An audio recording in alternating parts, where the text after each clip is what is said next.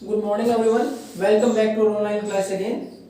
In the last class we have discussed about the one of the major towns in the 16th-17th century Machilipatnam. Before that we read about Hampi and Surat. Now we are going to know about different towns and traders in the 16th and 17th, 18th century. In 16th and 17th century our spices and textile got a huge market in Europe as well as West Asia. पश्चिम एशिया Europe की बात करें तो हमारे यहाँ spices थे, textile थे, उनकी बहुत ज़्यादा डिमांड थी, बहुत ज़्यादा पॉपुलर थे. तो यूरोपियन चाहते थे कि इस व्यापार को आगे बढ़ाया जाए. वो उसकी लोकेशन ढूंढ रहे थे कि कहाँ से सारी चीज़ें आसानी से उपलब्ध हो सकती हैं. अब उसके लिए हमारे यहाँ जो ईस्ट इंडिया कंपनीज की स्थापना की गई, जो बड़े यूरोपियन कंट्रीज थे उनके द्वारा, इंग्लिश, डच, फ्रेंच, ये तीनों देशों के जो लोग थे, जो तीनों देशों के जो व्यापारिक लोग थे, उन्होंने हमारे 3 कंपनियां स्थापित की जिसका नाम ईस्ट इंडिया कंपनी रखा, क्योंकि India is a eastern country according to globe. Globe की बात है तो हम ईस्टर्न में आते हैं, तो इसका नाम देगा ईस्ट इंडिया कंपनी की. वहां से आके हमारे यहाँ ईस्ट में कंपनी बनाई, ईस्ट इंडिया कंपनी इन तीनों ने बनाई भारत के अंदर. किसके लिए? व्यापार के पर्पज से. और महत्वपूर्ण व्यापारिक चीज हमारे पास स्पाइस और टेक्सटाइल थी. धीरे धीरे हालांकि जो चीजें अवेलेबल उसके अनुसार व्यापार और बढ़ता चला गया.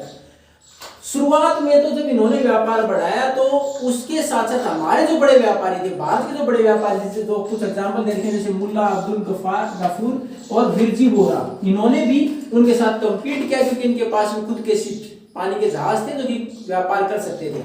लेकिन अंग्रेजों ने या फिर जो यूरोपियन कंट्रीज थे उन्होंने क्या किया, अपनी नेवी का इस्तेमाल किया. They used their naval force to confine these Indian traders, कि इनको सीमित किया जाए. Ultimately they have to work for the Britishers और the Europeans as an agent. अब धीरे धीरे हालत ये होगी कि जब उन्होंने नेवी का इस्तेमाल किया, जब हमारे ट्रेड रूट्स को सीमित करना शुरू कर दिया, तो अल्टीमेटली जो हमारे व्यापारी थे वो केवल उनके एजेंट बन के रह गए. They are going to supply their material to the big European traders. जो बड़े व्यापारी थे यूरोप के, उनको वो अपना माल सप्लाई करते, वो आगे मार्केट में बेचते ज्यादा प्रॉफिट के ऊपर. तो ये केवल एजेंट बन के रह गए. इसी दौरान हमारे यहाँ जो जैसे जैसे कॉटन टेक्सटाइल का डेवलपमेंट हुआ कि कॉटन की डिमांड बहुत ज्यादा है, इसका डेवलपमेंट और ज्यादा हुआ, तो उसमें एक चीज जो थी वो ये कि कॉटन की हमारे यहाँ वीविंग की बात करें, स्पिनिंग की बात करें, ब्लीचिंग की बात करें, डाइंग की बात करें, यानी उसके लिए जो जो प्रक्रिया अपनाई जाती है उस कपड़े को कलर करने के लिए या उसको धागा बनाने के लिए, उस कपड़े को पूरा बुनने के लिए, तो उस सारी प्रक्रिया का काम बहुत ज्यादा डेवलप हुआ, लोगों को रोजगार भी मिला और एक लार्ज स्केल पर धीरे धीरे इसका डेवलपमेंट हुआ टेक्सटाइल इंडस्ट्रीज का. लेकिन उसमें सबसे बड़ी कमी रही जो इंडिपेंडेंस थी, इनमें स्वतंत्र तौर पर जो हमारे क्राफ्ट पर्संस जो टेक्सटाइल का काम करते, कपड़े का काम करते, खुद कपड़ा बनाकर बेचते थे, उनकी इंडिपेंडेंस खत्म होती चली, वो स्वतंत्र नहीं रहे. अब वो कैसे काम करते? They work on advance. उनको जो यूरोपियन एजेंट थे, ट्रेडर्स थे, वो पहले पैसा देते कि आप ये डिजाइन बनाओगे और इतना कपड़ा बनाओगे, इतना पैसा आप पहले ले, उसके बाद हमें सप्लाई करें. तो ये फ्री नहीं रहे कहीं भी बेचने के लिए, सब बन जाता पूरी तरह से कपड़ा. उसके बाद they are supposed to sell the trader who has supplied them the advance, जिसने उसको एडवांस दे के उसी को बेच सकते थे, बाकी जगह ये बेच नहीं सकते थे. तो इनकी इंडिपेंडेंस खत्म होती चली गई. और उसी दौरान हमारे लिए व्यापार के लिए 18th सेंचुरी में, धीरे धीरे 17th सेंचुरी के बाद 18th सेंचुरी में महत्वपूर्ण सेंटर बने जो हमारे व्यापार के, वो बने बॉम्बे, कलकत्ता, मद्रास. महत्वपूर्ण सेंटर बन गए व्यापार के लिए. अब इन टाउन्स के अंदर भी हमारे साथ किस प्रकार डिस्क्रिमिनेशन होता था, भेदभाव होता था, उसका एक एग्जांपल आप देखोगे कि यहाँ सम एरियाज आर फिक्स्ड और refined for Indians only, confined for Indians only, कि हमारे लिए कुछ एरिया फिक्स कर दिए गए इन टाउन्स के अंदर. जो बड़े टाउन्स थे, बड़े शहर डेवलप किए गए व्यापारी केंद्र थे, इनके अंदर हमारे व्यापारियों के लिए उनको बोला गया ब्लैक टाउन, जिसके अंदर ब्लैक्स और द नेटिव इंडियंस जो भारत नागरिक थे रह सकते थे, and the Britishers resided on the very good residencies और सुपीरियर रेजिडेंसी, जो अच्छे रहने की जगह थी उनके ऊपर खुद रहते थे. जैसे कि ये Saint George Fort Saint George, उसके अंदर जैसे मद्रास में है सेंट फोर्ट विलियम जो कि बंगाल कलकत्ता में है. इस तरह की लोकेशंस होती थी खुद ब्रिटिशर्स के लिए. तो हमारे साथ भेदभाव होते, हमारे लिए अलग जगह बना दी गई विद द लोअर फैसिलिटीज, कम सुविधाओं के द्वारा अपने लिए सुपीरियर रेजिडेंसीज बनाई गई. उनके अंदर ये लोग, ये व्यापारी लोग रहते थे ईस्ट के.